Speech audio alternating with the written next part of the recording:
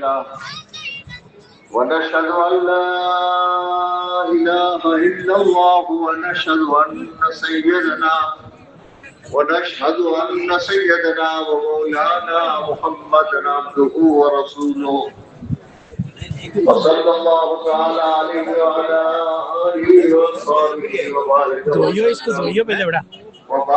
وسلم تسليما كثيرا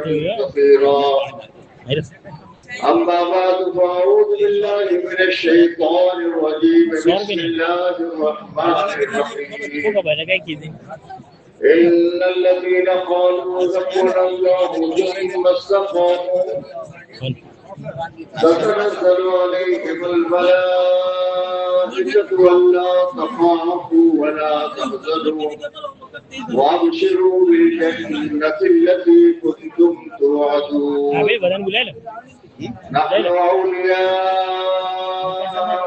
في الحياة الدنيا وفي الآخرة ولكم فيها ما تشتهي أنفسكم ولكم فيها ما تدعون صدق الله مولانا العظيم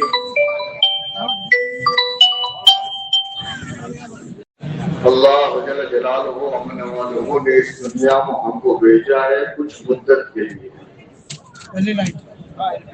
ہم آئے تو ہم سے پوچھا نہیں گیا. اللہ نے نہیں پوچھا ہم سے دنیا میں جانا چاہتا ہے یا نہیں جانا چاہتا. ہم سے پوچھا نہیں. اور دنیا سے اللہ پاک جب اٹھائیں گے تو ہم سے پوچھا نہیں جائے گا چل میں چلنا ہے یا رہنا ہے. ایک زندگی حق تعالی شان ہونے تھی اور اس زندگی کے متعلق حق تعالی شان فرماتے ہیں ڈنکے کی چوٹ فرماتے ہیں کہ یہ میں نے آزمائش کے لیے دنیا میں تمہیں زندگی میں جو چیزیں دی ہیں وہ آزمائش کے لیے. آنکھ ہے تو آزمائش کے لیے, زبان ہے تو آزمائش کے لیے, پاؤں ہے تو آزمائش کے لیے, ہاتھ ہے تو آزمائش کے لیے. جتنی چیزیں ہم نے تمہیں جسمانی نعمتوں میں دی ہے وہ بھی آزمائش کے لیے. تم اس کے مالک نہیں. آنکھ خود اپنے ہاتھ سے پھوڑ نہیں سکتے, تم اس کے مالک نہیں. زبان اپنے کاٹ نہیں سکتے, تم اس کے مالک نہیں.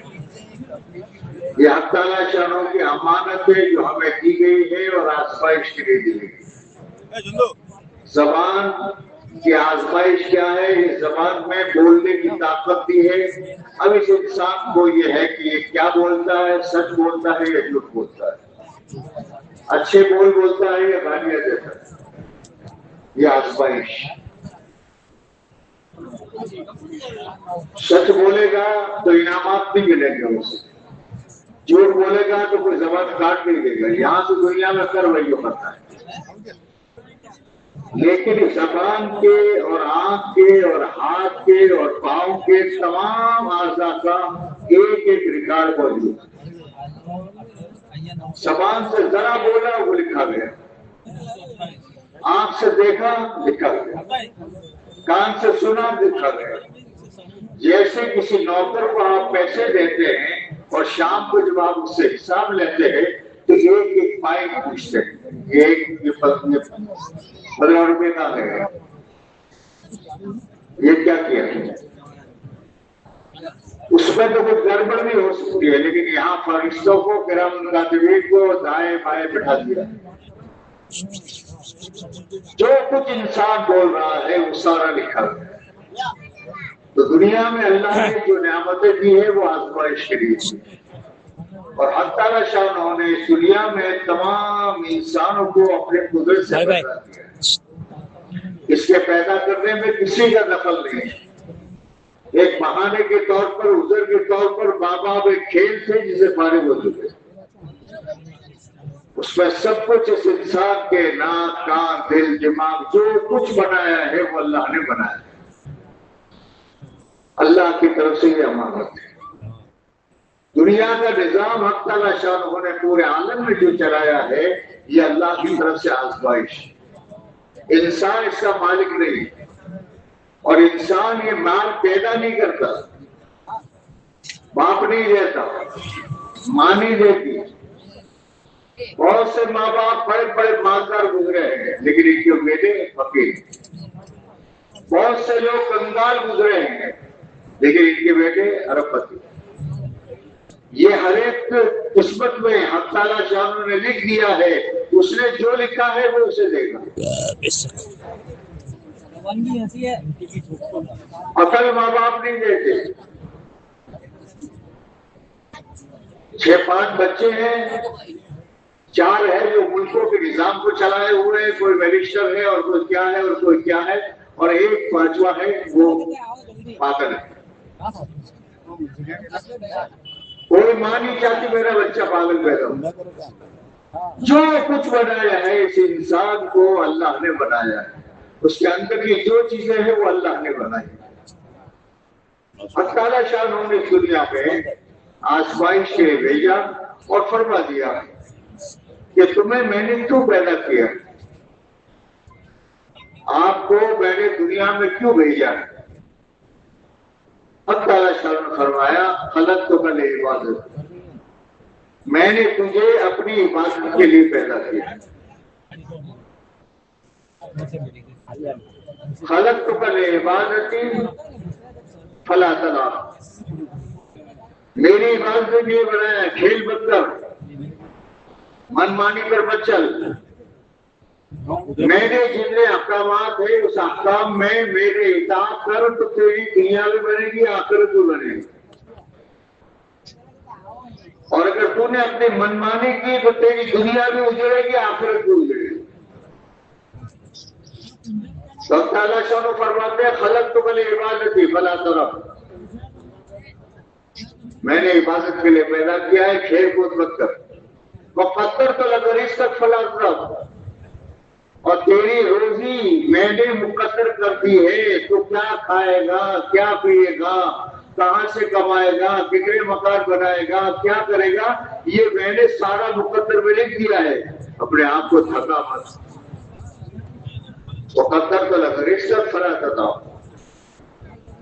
اس لیے میرے بزرگوں اور بھائیوں، اللہ نے یہ زندگی دی، اور اس زندگی میں بس کرنا کیا ہے، ایک اللہ کے سامنے جھکنا ہے، اور محمد رسول اللہ صلی اللہ علیہ وسلم کو اللہ پاک نے اسوہ اور نمونہ بنایا ہے.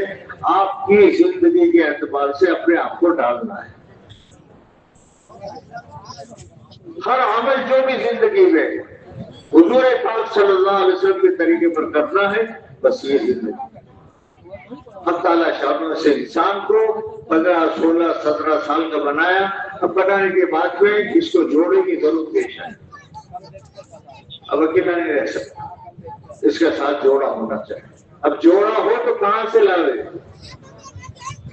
کیسی لاوے، کیا مقدر ہو. اللہ کے نبی علیہ الصلوۃ والسلام سارے نبیوں سے زیادہ مہربان ہیں. آپ نے اپنی امت کو سبق سکھایا ہے کہ تم بچوں کے رشتے کرو تو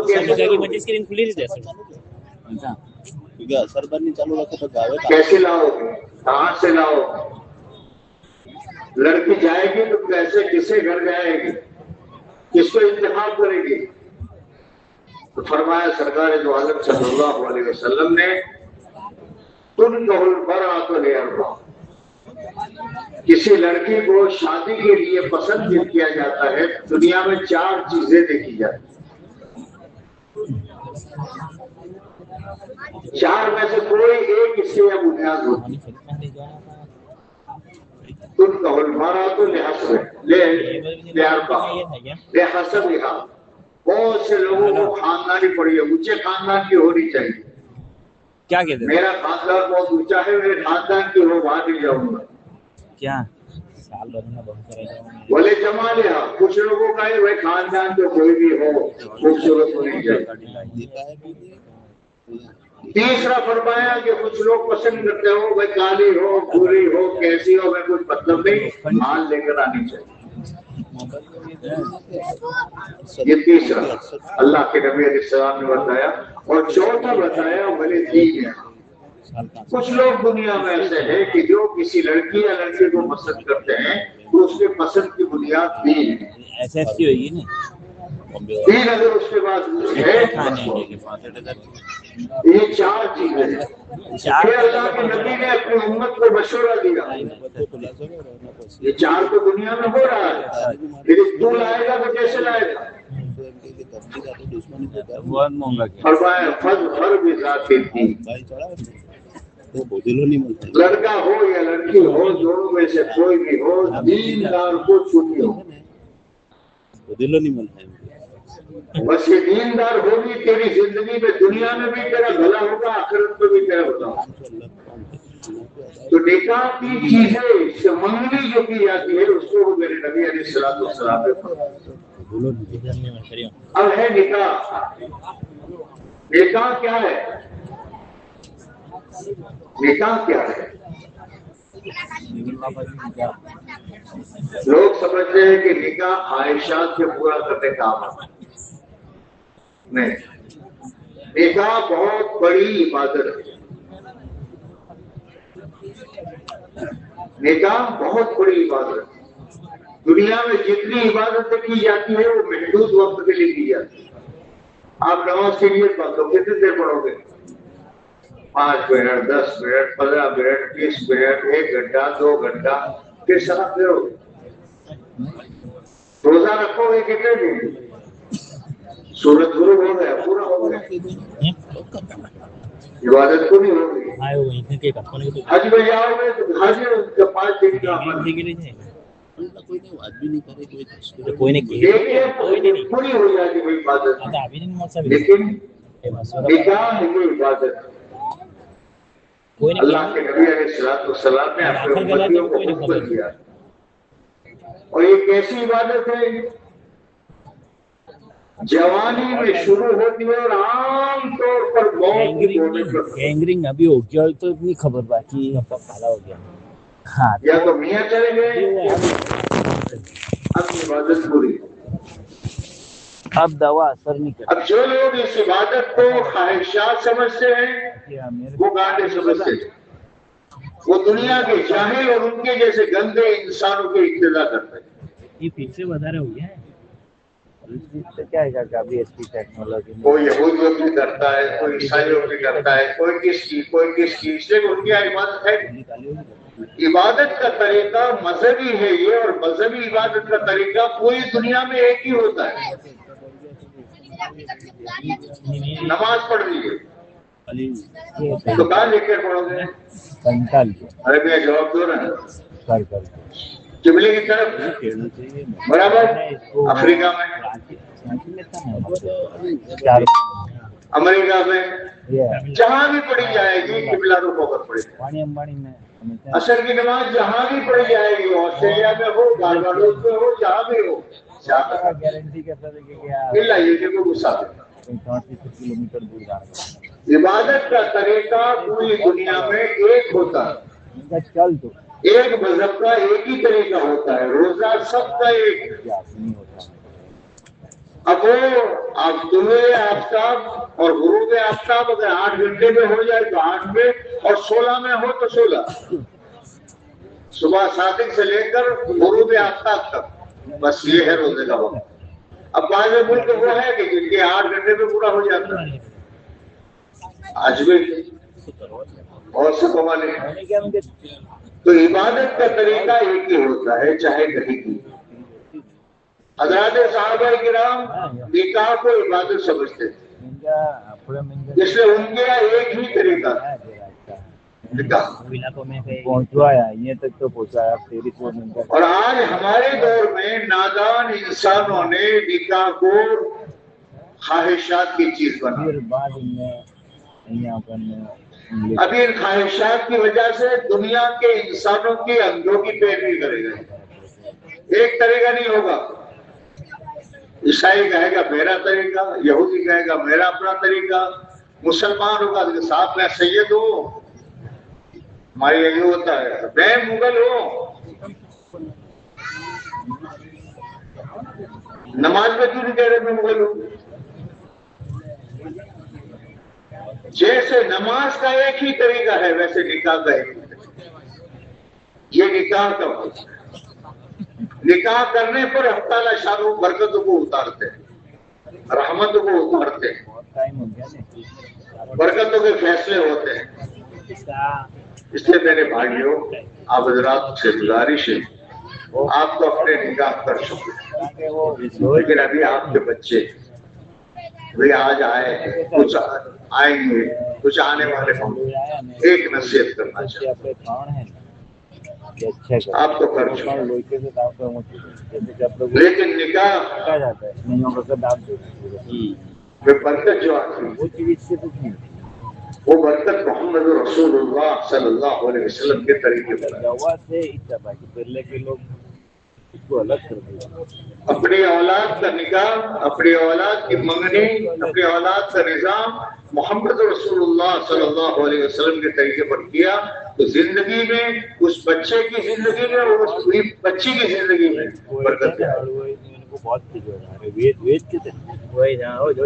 اور اگر یہ کہ لوگ میرے کو دیکھو، میں اپنی بیٹی کو بھیجتے ہوں،